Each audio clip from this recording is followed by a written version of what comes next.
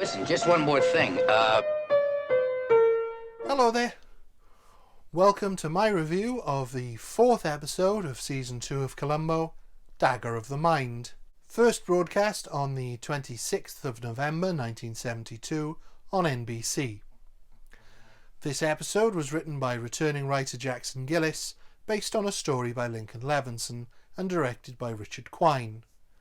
Richard Quine was born November the 12th, 1920 in Detroit. His father was an actor, so the family moved to Los Angeles when Quine was 6, where he became a child star on radio, before making his film debut at age 13 in Cavalcade.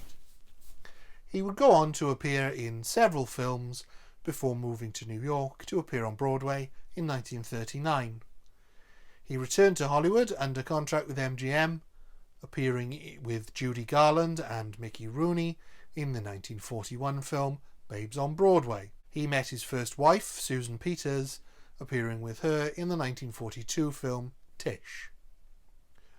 Shortly after, he was conscripted into the US Coast Guard, but briefly returned to acting after the war, appearing in Words and Music, amongst a few other films. He also turned to directing while struggling to find regular acting work, building his directing portfolio, working alongside Blake Edwards, eventually directing films such as Bell, Book and Candle, with the all-star cast of James Stewart, Kim Novak and Jack Lemmon, as well as Paris When It Sizzles with William Holden and Audrey Hepburn, The Notorious Landlady with Fred Astaire and again with Jack Lemmon and Kim Novak, and How to Murder Your Wife, again with Jack Lemmon, as well as many others. In the 1970s he directed for television, including 3 episodes of Columbo, of which this was the first. Sadly, Quine committed suicide on June the 10th, 1989, after suffering from depression and ill health. He was 68. The episode begins, as all American TV shows set in Britain begin, with a shot of the Houses of Parliament. Although, unlike most American TV shows set in Britain, they did actually film some of it in London. We see Nicholas Frame park his car, illegally, outside the front of the theatre he's performing Macbeth in, proving that even in 1972 it was impossible to find a parking spot in London. He leaps out of the car, buys some flowers and makes his way inside the Royal Court Theatre, which is still a real working theatre in London, although it's only the exterior that they used for this episode. Inside, Lillian Stanhope is arguing with the director. Frame enters at the back of the auditorium where he flirts with the director's assistant before presenting the flowers to Stanhope, his wife. The couple are played by Richard Basehart and Honor Blackman.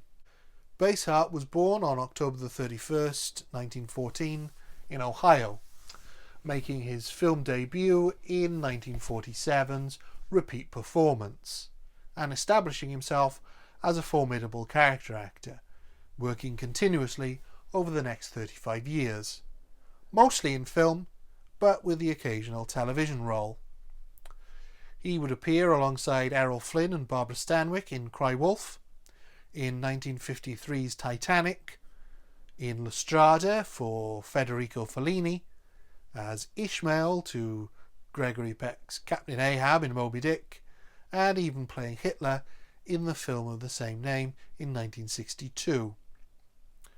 He's best known to people of my generation as Wilton Knight, founder of Knight Industries and the narrator of the 80s TV show Knight Rider. He died on September the 17th, 1984. He was 70. Blackman, meanwhile, was born on the 22nd of August 1925 in Plaistow, England, and trained at the Guildhall School of Music and Drama in 1940. Her acting career began on the stage, before debuting in film shortly afterwards. She also appeared in a film version of the Titanic story, alongside Dirk Bogarde in 1958's A Night to Remember, as well as playing Hera in Jason and the Argonauts, and in the western Shalako with Sean Connery and Brigitte Bardot. She would appear in dozens of film and television roles over her career, but in television her most famous role was that of Cathy Gale in The Avengers with Patrick Macnee as John Steed, and in film as Pussy Galore, Bond girl to Sean Connery in Goldfinger. In the 90s she appeared as the man-eating mother in The Upper Hand, the British version of Who's the Boss. She continued acting up until her death on the 5th of April 2020. She was 94. That evening, a figure arrives at the theatre as Frame and Stanhope are preparing to go on stage. That figure is Sir Roger Haversham, who is funding the play. Stanhope appears to be having an affair with Sir Roger. Sir Roger is played by John Williams. Williams, not to be confused with the composer of the same name or the classical guitarist of the same name, was an English character actor most famous for his roles as Audrey Hepburn's father in Sabrina, Mr. Brogan Moore in Witness for the Prosecution, and as Chief Inspector Hubbard in the Hitchcock inverted mystery Dial M for Murder, which served as partial inspiration for the structure of Columbo. He also appeared in the 1972 TV movie The Hound of the Baskervilles, alongside Bernard Fox and Arthur Malet, who appear with him in this episode of Columbo.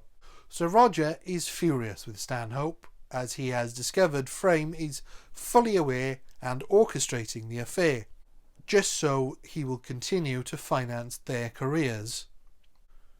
Williams is brilliant in this, his only scene, as he unloads on them with some hilariously cutting remarks. Taken by a ham and a tart.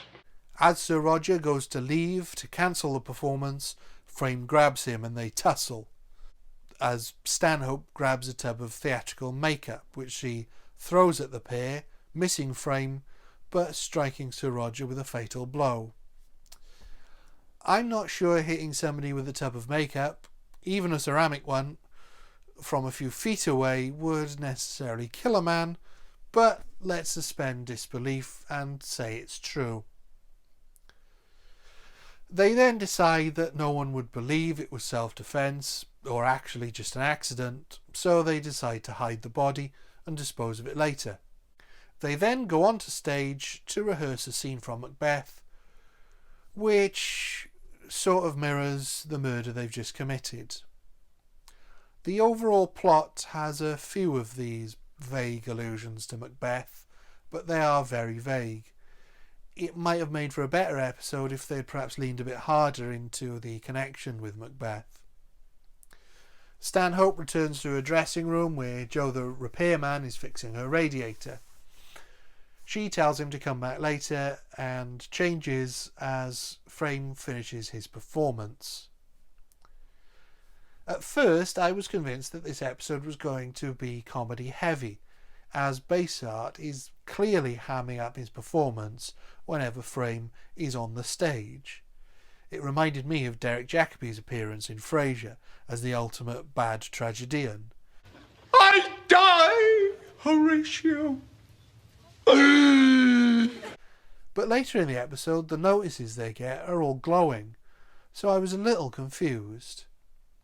The only thing I can think is that it's supposed to show that the effects of committing this murder, which isn't a murder, result in them being better actors. Frame and Stanhope are preparing to leave and Joe is waiting to lock up. But Frame tells him they'll lock up for him, so they're able to get rid of the body as soon as he's gone. They grab Sir Roger's umbrella and drive to his ancestral home, which looks like it's a Southern Californian mansion. But as they made the effort to do some location filming in London, I won't mention these geographical cheats again, except to say that this is Greystone Mansion, which has been used in dozens of film and TV shows, everything from The Big Lebowski to Star Trek Into Darkness. It's been in more productions than Christopher Lee. They deposit Sir Roger's body at the bottom of his staircase, making it look like an accident, and then they leave. We then cut to a shot of Heathrow Airport and the arrivals lounge where two security guards discuss how Scotland Yard have lost an American dignitary, Columbo, who is wandering around looking for his case. Still not knowing who he is, they escort him to the customs office as they think he's trying to steal one of the cases. A Sergeant O'Keefe turns up and eventually finds Columbo. Columbo is just thrilled to be in the UK and tells the sergeant, mentioning Jack the Ripper. I think this is an in-joke, as O'Keefe is played by John Fraser, who played Jack in the Ripper meets Sherlock Holmes film A Study in Terror, sort of proving that Columbo has caught Jack the Ripper within seconds of being in the UK. They drive into central London, stopping at Buckingham Palace, so actual Peter Falk can take some pictures. Again, credit for actually filming with Falk in London. They arrive at New Scotland Yard, which O'Keefe explains is the New Scotland Yard, as they had recently moved from the old New Scotland Yard. They moved again in 2013 to New Scotland Yard, not the old New Scotland Yard or the old New Scotland Yard. O'Keefe meets his superior, Detective Chief Superintendent Durk, and we don't see O'Keefe again until the end of the episode. Durk is played by Bernard Fox. Fox was a Welsh character actor who appeared in hundreds of film and television shows over his 50-year career, including appearing with Honor Blackman in A Night to Remember, but also appearing in James Cameron's Titanic in 1997. He had roles in Disney live-action and animated films, including Herbie Goes to Monte Carlo, The $1 Million Duck, and both Rescuers films, often playing a stereotypical, pompous English authority figure, as he does in 1999's The Mummy and in this episode of Columbo. They have to make a detour as there has been a death in Durk's family, that of none other than Sir Roger, Durk's wife's uncle. Columbo's murder radar goes off when he notices the book Sir Roger was reading was a first edition of Alice in Wonderland, which was placed face down in a way which would have damaged the spine, and that his reading glasses were in his pocket but hadn't got broken. It's a bit thin even for Columbo, but it's early days and I think it can be excused. Just. The next scene is at Sir Roger's memorial at the theatre, where Stanhope is being overly dramatic in her display of grief. Columbo speaks to her, having seen her photograph at Sir Roger's mansion. She then overhears Durk telling Columbo that there will indeed be an autopsy, and she starts to panic. She and Frame have no idea if anything will turn up in the autopsy, but they think they have covered their tracks. In order to make sure, they head to the mansion to try to find out more and to plant a potential motive for a robbery by saying that they lent an expensive book to Sir Roger but now can't find it. The police arrive and let them know it was murder, and Durk believes their story of a possible theft. Columbo does not. It is interesting to see them set this up before Columbo starts questioning them. That's something we've not yet seen. Columbo goes to their opening night, and after the play he finds a costumed Pearl from the fight, which further spooks Stanhope. He's also suspicious because there were rain spots on Sir Roger's car and it didn't rain at his estate, but it did in London. That is an incredibly thin clue for Columbo to go on, and I don't think it's necessary for Columbo to work out what happened in that way. He's incredibly suspicious that their stories match perfectly, and that feels like it's a much better clue as to their guilt. Joe appears as Frame and Stanhope are leaving the theatre and helps Stanhope into their car. But Frame notices that he is holding Sir Roger's umbrella. He must have picked up the wrong one, proving that Sir Roger visited the theatre on the night he was murdered. Joe is played by Arthur Malet. Malet was an English character actor, regularly playing the role of the eccentric character, such as Tootles in Hook, Village Elder in Young Frankenstein, or Alfie in Munsters Go Home. He also appeared in a film about the Titanic, the 1979 TV movie SOS Titanic, but perhaps he's most famous as Mr. Dawes Jr. in Mary Poppins.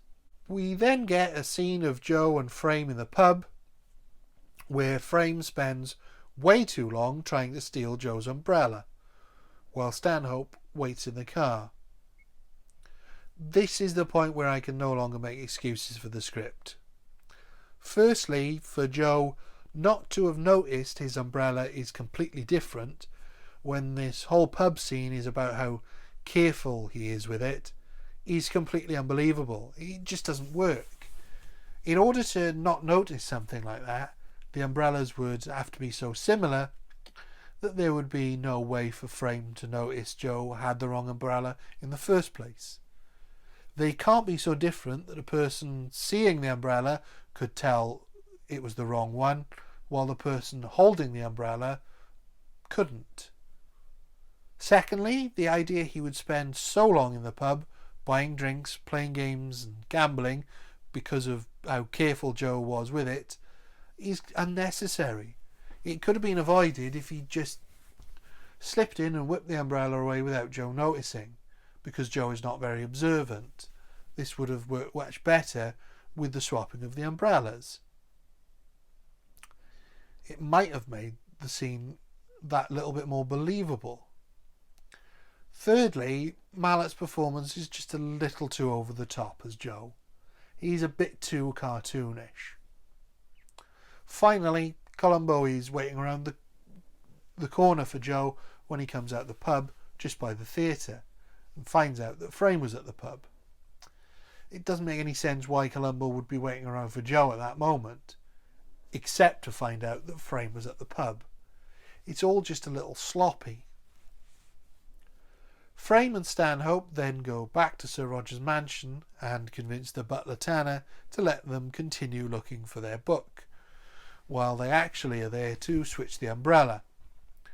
Unfortunately, Tanner explains it was one of several items that went to the wax museum, where they are putting a waxwork of Sir Roger in with the ones of Frame and Stanhope. Tanner is played by Wilfred Hyde-White. Wilfred Hyde-White was born on the 12th of May 1903 in Bourton-on-the-Water, England. His father was Canon of Gloucester Cathedral, and he attended Marlborough College and RADA. His stage debut was in 1922, before making his film debut in 1934. But it wasn't until a supporting role in The Third Man in 1949 that he became a staple of British cinema, with appearances in comedies such as Two-Way Stretch, On the Double, and a memorable encounter with a daffodil in Carry On Nurse. His Hollywood debut came in 1960 in the Marilyn Monroe film Let's Make Love, as well as having a supporting role in My Fair Lady, amongst others. He would continue in television later in life with a regular role in the second season of Buck Rogers and 2 appearances in Columbo. He died on May the 6th, 1991 in Los Angeles. He was 87. He was buried back home in the family grave in Bourton-on-the-Water, having been a tax exile for 25 years. I visited his grave earlier this year. The script isn't winning me back here. I don't know where the Wax Museum subplot came from, but it is just completely implausible that they would be having a waxwork of Sir Roger in with these actors and that his umbrella would be part of the exhibit. Frame and Stanhope easily break into the Wax Museum So far, Frame and Stanhope have only managed to get away with all this due entirely to luck. Bad luck to have accidentally killed Sir Roger, then good luck every other step of the way. They aren't cunning, they don't have a good plan, they aren't particularly clever, but they've accidentally managed to be one step ahead of Columbo the entire time. The next morning, at Frame and Stanhope's, they are reading their fabulous reviews, which I'm still not sure I buy, when Tanner turns up with a newspaper and breakfast, hinting heavily that he knows exactly what they did and he's trying to blackmail them into employing him as their faithful servant. We then get a humorous scene between Durk and Columbo, where Columbo claims Big Ben is a little off, to which Durk replies they need to add a penny to the governor. This refers to the practice of adding coins to the weights that control the timing of the clock in order to adjust it to keep time properly. There's no reason for this scene, but it is a funny little character moment in an episode that really needs it. We're then back with Frame and Stanhope, who are strapping a bike to the back of Frame's car. They are planning to have Frame go back to the estate of Sir Roger in order to murder Tanner, which he proceeds to do, leaving the body hanging from the ceiling in probably the grimmest scene in any Columbo episode, having left a pile of Sir Roger's books in Tanner's lodgings to frame him for the theft and murder. Columbo doesn't believe that the butler did it, and he sees something in the newspaper that gives him an idea. O'Keefe has returned, and they meet Durk at the museum, where Frame and Stanhope are there to reveal their exhibits. Columbo suggests to the assembled group that the umbrella had been at the theatre with Sir Roger the night that he was killed, and that Frame and Stanhope were responsible, and he can prove it because of the fake pearl he found. If the pearls were scattered everywhere in the fight, one could have ended up in the umbrella, which it has. Frame and Stanhope confess, with Frame having a full breakdown. After they have been taken away, Columbo reveals to Durk that while no one was looking, he flicked a pearl into the umbrella, something he learned to do as a kid. Here's where the episode really collapses. We've seen Columbo walk a fine line before. In Death Lends a Hand he plants evidence. But for me that's different, as it isn't the evidence that catches the killer, it's the fact that the killer goes looking for the evidence. Here he flat out plants evidence, and Stanhope calls him out on it and says that's exactly what he did, right before she confesses. It's the last straw for me as far as this episode is concerned. I mean, this is the weakest episode so far, and while there are things that don't work in a few of the other episodes up until this point, and things that I can give a bit of a pass to based on the overall quality of the episode, there is far too much wrong with this one. The first murder isn't a murder, and even if they had been caught, they probably would have got a relatively light sentence. The idea that Frame would pimp out his wife and she would go along with it, while Sir Roger would be quite happy to have an affair under Frame's nose until he found out that Frame knew about it, is just too far-fetched. The fact that they are able to get away with everything for so long, even though they are portrayed as bumbling, clueless fools. The fact that they aren't the high-status, calculating killers that Columbo usually goes after. The fact they quite easily turn to cold-blooded murder of Tanner the butler, as well as Malet's cartoonish performance of Joe that ends up being completely superfluous to the plot. The wax museum stuff, where they've got a wax museum of 2 actors and a knight, just doesn't make any sense to me. And of course the ending where Columbo plants false evidence that probably wouldn't stand up in court anyway, all lead to a pretty awful episode from some very talented writers. Gillis in particular had given us the best episode of season 1, suitable for framing, which works pretty flawlessly. None of it works here for me. If you wanted to stick to the basic idea of the story, what I would have done is have it a little closer to Macbeth, where Frame is a fairly weak character, but Stanhope is more actively malicious, so she tricks Frame into killing Sir Roger so she is able to continue with her career ambitions. Maybe make Sir Roger her uncle, who wants to stop funding her career because he's been indulging her for too long, rather than her lover. It would make the second murder a little more believable, and make the first murder an actual murder. Get rid of the Joe character entirely and the switched umbrella, and have the proof he was at the theatre coming from a parking ticket which Tanner had discovered on the car, but which they hadn't noticed the night before, and have them get caught trying to pay the parking ticket, with the reveal being the person they are dealing with paying for this parking ticket is Columbo in theatrical makeup, showing that he is as good an actor as them. It's not great, but it's better than what we get, and in an age before computerized ticketing, I think it might have worked out okay. There's so much talent involved in this episode that it's a real shame it's so sloppy. There are some fun scenes, and some where the humour falls flat, and the performances are generally good, but Basehart is a little too hammy to be believable as a well-regarded actor, and it doesn't really make sense that he needs his plays financed if he's that good an actor in the first place.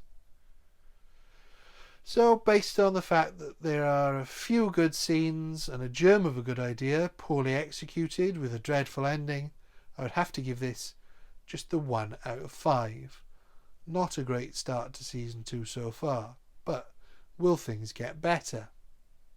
Thank you. Goodbye.